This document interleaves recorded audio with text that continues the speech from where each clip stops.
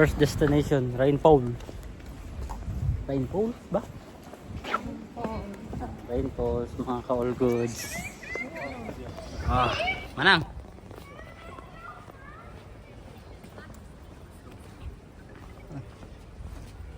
Dito na kami mga ka-all goods. First destination namin.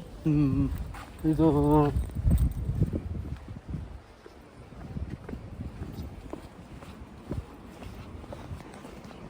Pababa pa kasi mga ka-all goods eh.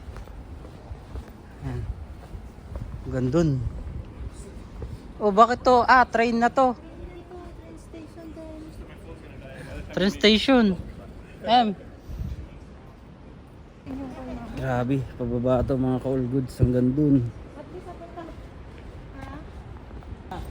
Mga ka-all goods. Samahan nyo ako, samahan nyo kami. Grabe, hanggang dun pa yan, pababa oh. Hindi na kami nag-jacket kasi hindi na masyadong malamig mga ka-all goods.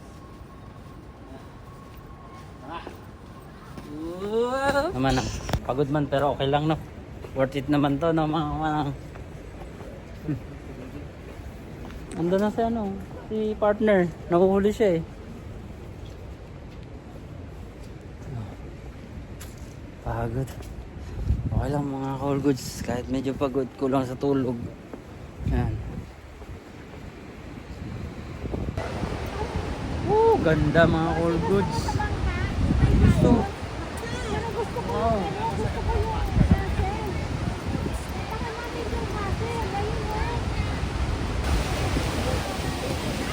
Ganda rin ito mga ka-all goods, kaso malakas mga hangin. Ganda na yung partner ko.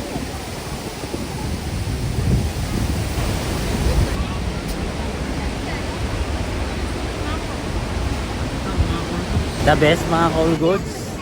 The best experience to mga ka-all goods.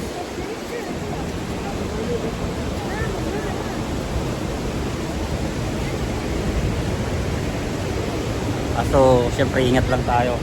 Baka mahulog yung camera ko, yung cellphone ko, patay na. Ano sila?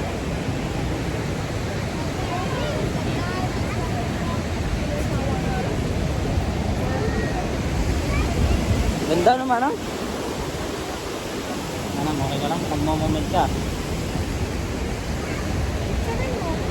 Sulit. Ganda mga ka-all goods. Worth it naman yung binayad. Worth it din yung gastos mga ka-all goods. Tawak, tapos ang linis ng tubig.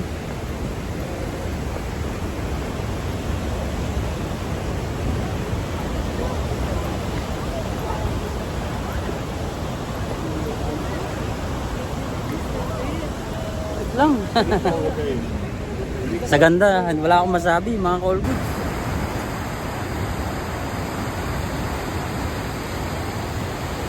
Amazing.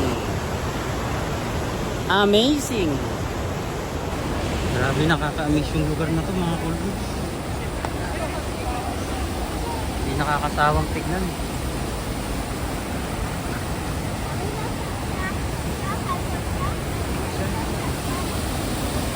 Pakyat, may hiking talaga rito mga ka-all goods.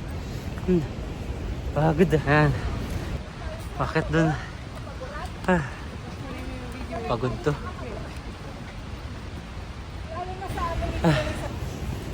Okay lang yan.